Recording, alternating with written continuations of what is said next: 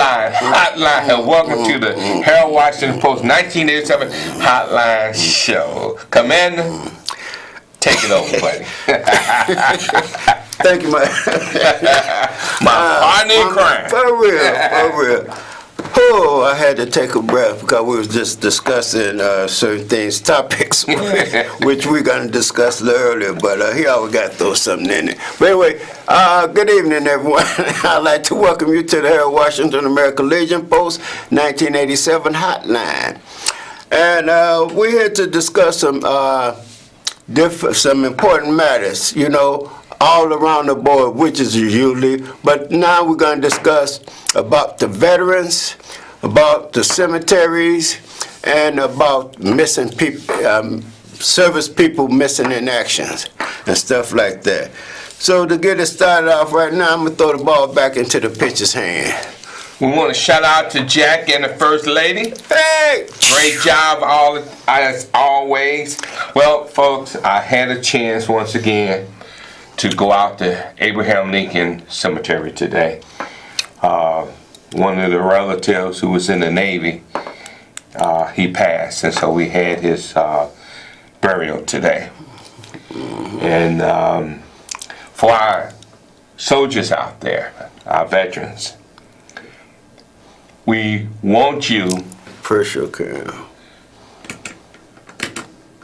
We want you to take advantage of Abraham Lincoln Cemetery because it's our cemetery.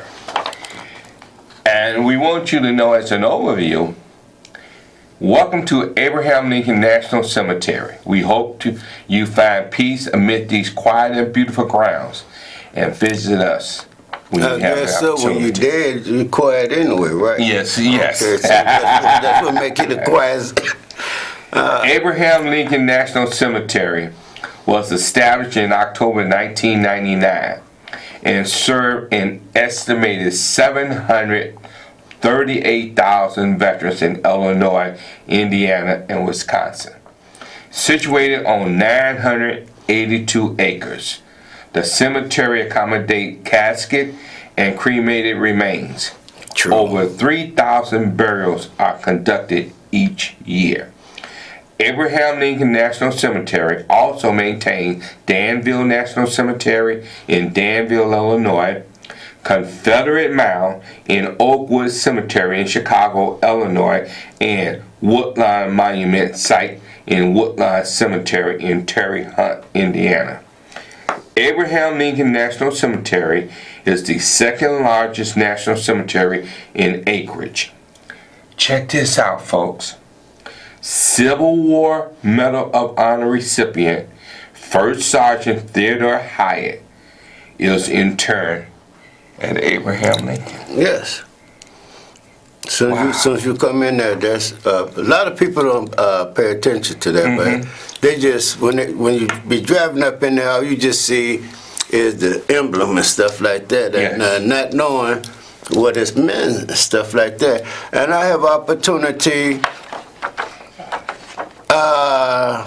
I'm not gonna really say sadly to say, but I have opportunity going out there at least about 2 to 3 times, and maybe sometimes more than that within a month. Because see, a lot of times I'm requested to go out there to escort a veteran's body out there and to do honor guards for them.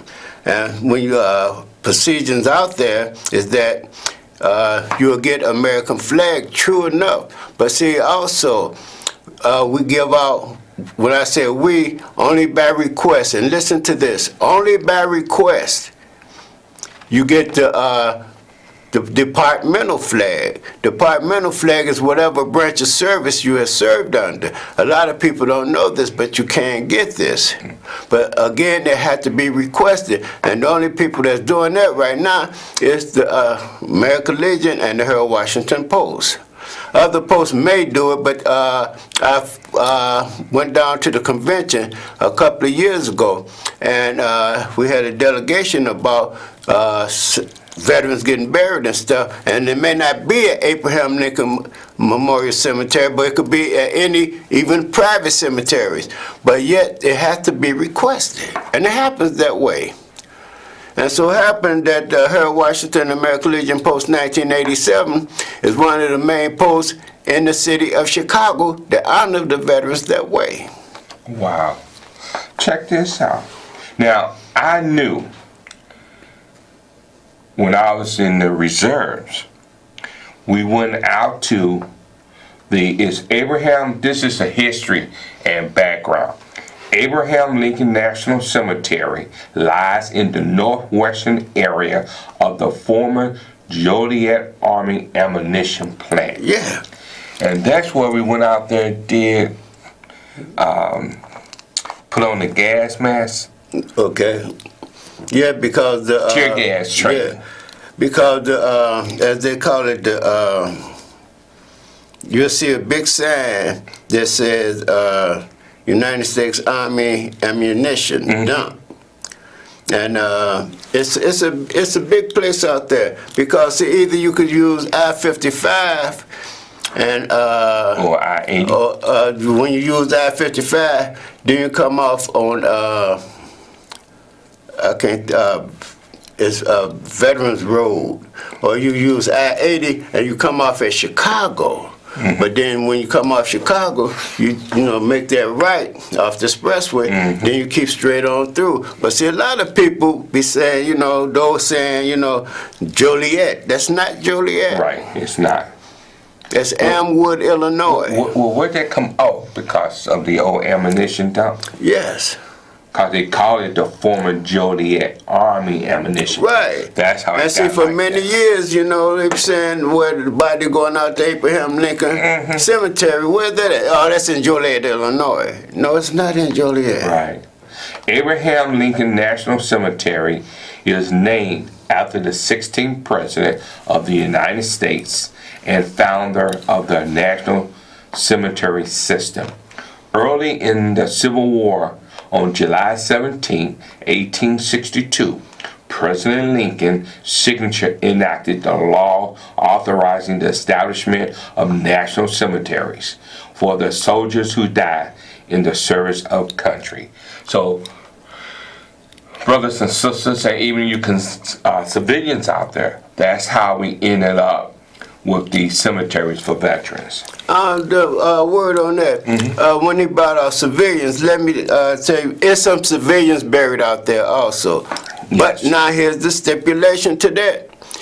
Whether you're male or female, you have to be married to a veteran to be buried there with that veteran. Either before that veteran or after. But see, you have to make the arrangements for it, and the person will have to be upstanding with honorable discharge.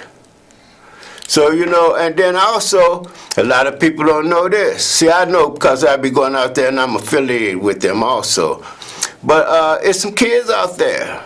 If you have any younger children, before they reach the age of 22, by that spouse, that's a veteran, that child, male or female, it doesn't matter. That child could go out there also. I didn't know that. Yes. See, you learn something new on this show all the time. Because see, like I said, I have duty out there, Yeah, because I always thought it was the husband and wife. No, you can have children. You have children come out there. But see now, but they got to be under 22. Yes, and see the idea now with that, say like I go and my wife don't want to go out there. Well, if we had a child that passed, well then she could put a request out for that child. Oh, okay. And only one child, one person. Wow. I was gonna make a comment, but no, I keep that for myself. It's not like certain other cemeteries where they stack them up on you and stuff like that. But this is only by request. Abraham Lincoln National Cemetery has a memorial walkway lined with a variety of memorials that honor American veterans from various organizations.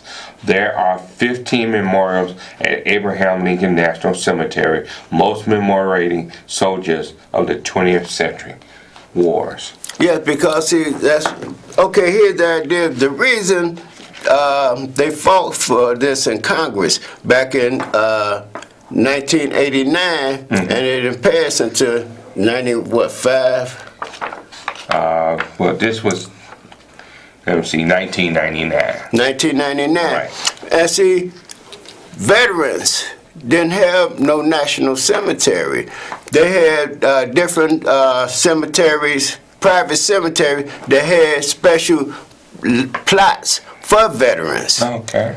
And just like Oakwood or whatever, you know, just certain cemeteries, I have a layout, a section just for veterans only. But see, then too, all after the Vietnam War,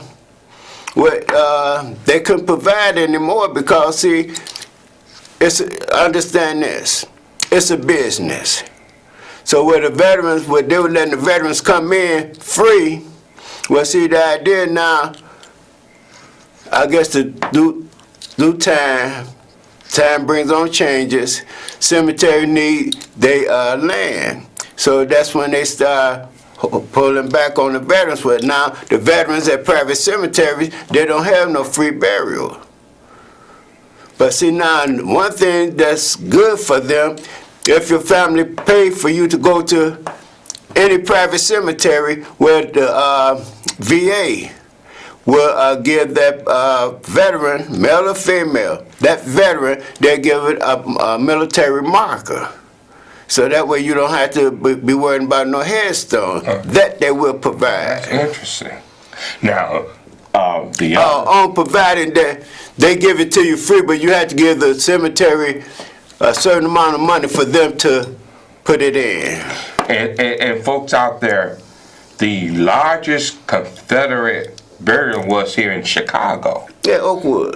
And Douglas. Douglas. Yes. And then they moved all of those bodies over to Woodline, Oakwood Cemetery. So they built a mound at that site for the Confederates. Yes, and the mound would be between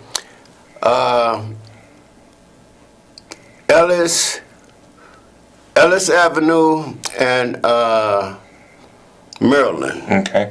Now, do they, because I really never been inside of Oakwood Cemetery, do they have a Confederate flag? They took it down. They took it down? Yes. Okay, what's that? They used to have it a long time ago. Okay. When it been there for ever since about 18. I think the first Confederate soldier was put up in there about 1886 or something like that. Okay. Because of the Douglas Act. The Douglas Act, when they had the Confederate, people don't know this. If you don't know Chicago as you think you do. Right. You know, but Chicago was a Confederate Stronghold. stronghold. What I mean by stronghold, it was a prisoners camp, and a lot of Confederate soldiers was prisoners here. Yes. Which was on 31st and King Drive, and all the way to 35th Street. That's why facing 35th and Lake Park, you see the Douglas tomb, and see that. That's where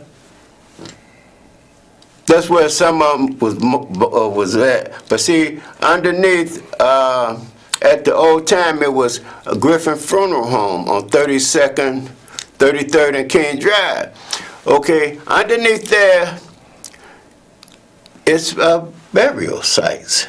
So they built a funeral home on top of because a burial site. because see, it's still a lot of Confederate artifacts underneath there. Wow.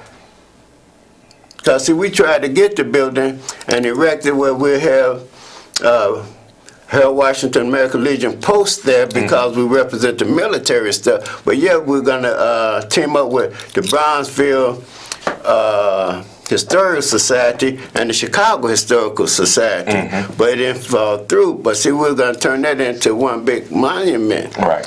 And that way, you know, be like a museum and everything. We have different type of artifacts, and still and all, we got, you know, the Chicago Historical Society was going to display some stuff along with the Harold Washington American Legion Post and Brownsville. So basically, if you're not a history buff, You don't know it. you don't know none of this stuff. No. And I did do some reading back when that talked about the fact that the encampment of the Confederate soldiers was real strong in Chicago.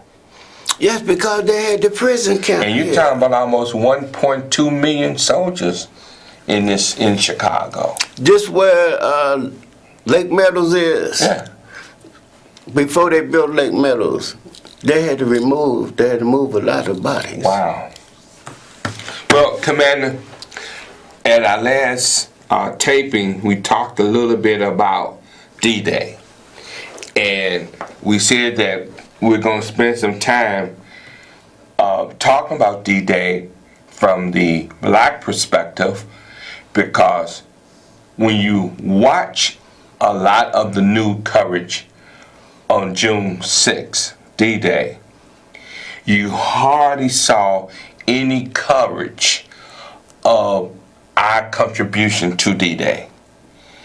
And we know for a fact, because of history, that there was over 2,000 black African, they call them African Americans at that time, who landed on Normandy, and a great deal of them got shot down.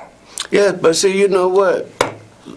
We are behind everything historical this country, United States, stand for, but yet behind the scenes we are not mentioning a lot of things. Absolutely. You know, I give my head off and a salute to them, but also this goes to show you about the Tuskegee Airmen and stuff like that. I'm just talking about where we been behind the scenes, but our contribution haven't been heard of. And that's why when we talk about Jim Crow, and you know, they talk about the new Jim Crow is locking us up. That's the new Jim Crow.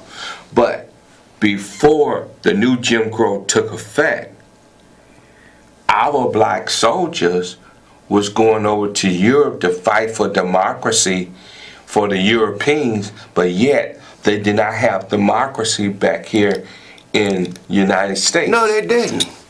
No, they didn't. And our soldiers had to put up with a lot of mess, even in the military. And not only that, you know, for instance, I can't think of this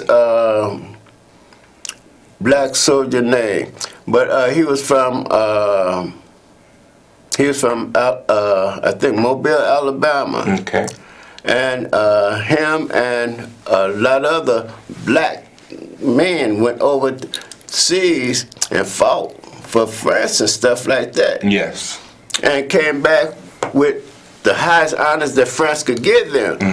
And this one special person wore his uniform with all his medals and stuff. Now, you know, over there, he was a hero. When he came home, he was hung. Wow. Wow. I mean, it's a lot of things we have contributed to this country. There's a lot of things that we have held back. And still been holding back. You know, they always say, you know, about our history and stuff like that, but when we look at our history, so sad to say, we got to look at something in front of our history that's holding us up, that's taking the credit for us. Yes. You know, and some of this is coming to light, but see, then too, you know, you look at it this way, you know, why now? How come it couldn't happen then? And like I was asked last week while I was at work about certain news coverage about certain people coming home we didn't get no coverage from, like when we came home from Vietnam. The only Right. coverage we got about, how the public criticized us and stuff like that. But now you see people from Afghanistan, Iraq, and all of that stuff like that. You see them coming home and stuff like that. You see, when they land and stuff like that, you see parades and stuff on them. Yes. But see, Dan, how often do you see a color, a group, Right. get the honor? You see all on the news, and like I asked a few news people, but they said this is, they gave me some crack and bull and stuff. Right. But I asked, with this coverage, you always showing people, coming home, surprising their kids and stuff. And this been going on for about 5 or 6 years or more. How often do you see a person of color? Well, I did see a person of color. But how many times? Not that many. Probably 2 times. But see, this is what I'm saying, But it's not enough. Yeah, but this is what I'm saying. See, we do a lot. But see, we don't get the coverage that we deserve. No, we don't. And that's why I always remember what Tony Brown said from Tony Brown Journal. If you want your story told, you have to write the conclusion to your story. You got to write your story. Yes. So that the end of your story will have the conclusion that you want. And if you want to pay accolades to our folks who served in the military, going back to the Civil War, and even before the Civil War, okay, it's not so much that we should have to do this. It should be automatic. It should be automatic. Okay, here we go back again. Let's, now the word Buffalo Soldiers, they've been out for many years. Yes. But to bring them up front forward and stuff like that, well, then you got to look at this is 2019. Yes. Maybe back to 19. No, I'm not even gonna say that. I say 2005. You start hearing about Buffalo Soldiers. Because it was so hard for them. Look how long it took for them to bring up the Tuskegee Airmen. Yes. And their contribution and stuff. But see, you see what I'm saying about all of this and stuff like that, how they was held back. Yes. And they still don't tell you about, okay, just like the Navy. Navy guys, Navy SEALs and others, special forces. Army had theirs, and such as things like that. You hear about that, but see, you don't hear about the people that was truly in there. You don't. See, what I'm saying, it's a force to be reckoned with. How many black soldiers are there that's part of the Navy SEALs? I can't give you the answer, although I'm part of the Navy, but just like in my squadron, it wasn't that many. And then you got the Air Force. How many decorated airborne soldiers do we have? Man, look here. Jumping out of airplanes. The first female general I seen while I was in the service. General, I'm in the Navy now, we have admiral. She was in the Army. And so it happened, I was just looking, and I seen female officers, but I just caught my eyes, and I just had to go over there, I salute her and stuff like that, give off some courtesy, and I had to ask her, say, excuse me, with all due respect, you're a female general, brigadier. Well, Commander, we have talked a great deal about this good stuff, and when you're having fun, time flies. We got one more.